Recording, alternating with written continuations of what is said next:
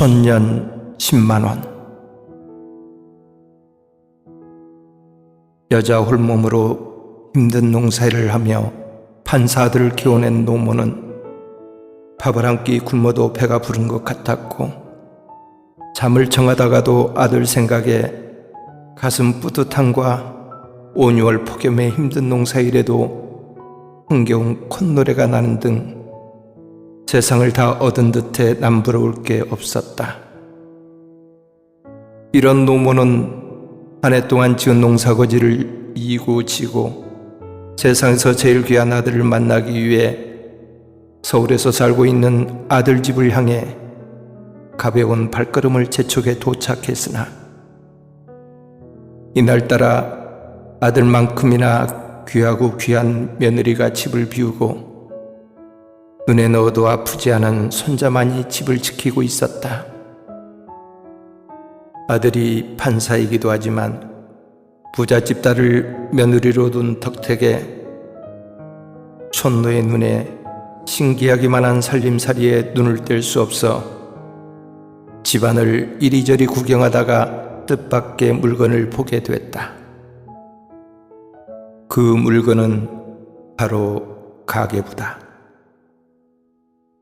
부잣집 딸이라 가계부를 쓰리라 생각도 못했는데, 며느리가 쓰고 있는 가계부를 보고 감격을 해서 그 안을 들여다보니 각종 세금이며 부식비, 의류비 등 촘촘히 써내려간 며느리의 살림살이에 또 한 번 감격했다.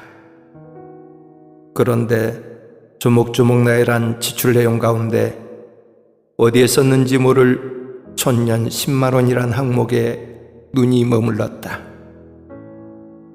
무엇을 샀길래 이렇게 쓰였나 궁금증이 생겼으나 1년 12달, 한 달도 빼놓지 않고 같은 날짜에 지출한 돈이 바로 물건을 산 것이 아니라 바로 자신에게 용돈을 보내준 날짜라는 것을 알게 되었다. 촌노는 머릿속이 하얗게 변하고 아무런 생각도 나지 않아 한동안 멍하니 서 있다가 아들 가족에게 주려고 무거운 줄도 모르고 이고지고 간 한 해 거지를 주섬주섬 다시 싸서 마치 주인이 된 기분으로 도망치듯 아들의 집을 나와 시골길에 올랐다.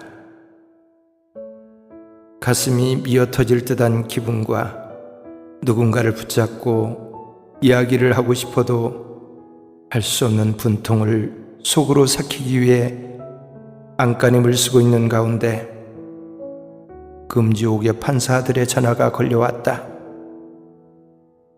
어머니, 왜 안 주무시고 그냥 갔어요? 라는 아들의 말에는 빨리 귀향길에 오른 어머니에 대한 아쉬움이 한가득 배어 있었다. 아니, 왜 촌년이 거기 어디서 자? 하며 소리를 지르자 아들은 어머니 무슨 말씀을 하며 말을 잇지 못했다. 노모는 나보고 묻지 말고 너희 방 책꽂이에 있는 공책한테 물어봐라. 잘 알게다라며 수화기를 내팽개치듯 끊어버렸다. 아들은 가계부를 펼쳐보고 어머니의 역정이 무슨 이유에서인지 알 수 있었다. 그렇다고 아내와 싸우자니 판사집에서 큰 소리 난다 소문이 날 거고, 때리자니 폭력이라 판사의 양심에 안 되고, 그렇다고 이혼을 할 수도 없는 노릇이라 사태 수수부리한 대책 마련으로 몇 날 며칠을 무척이나 힘든 인내심이 요구됐다. 그러던 어느 날 바쁘단 핑계로 아내의 친정 나들이를 뒤로 미루던 남편이 처갓집을 다녀오자는 말에 아내는 신바람이나 선물 보따리며 온갖 채비를 다한 가운데 친정 나들이길 내내 입가의 즐거운 비명이 끊이질 않았고, 그럴 때마다 남편의 마음은 더욱 복잡하기만 했다.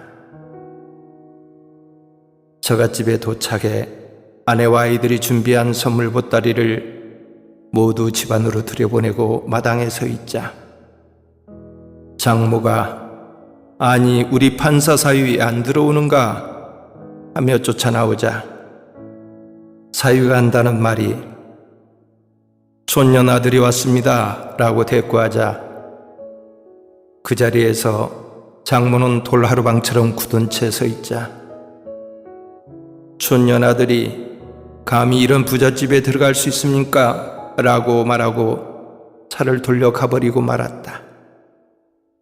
그날 밤 시어머니 촌년의 집에는 사돈 두 내유와 며느리가 납작 엎드려 죽을 줄을 지었으니 한 번만 용서해달라며 빌었다.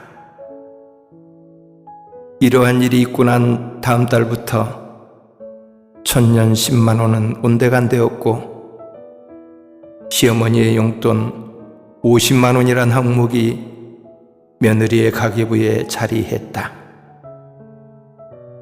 지혜로운 판사. 이런 사람들이 대한민국에 몇이나 있을까요?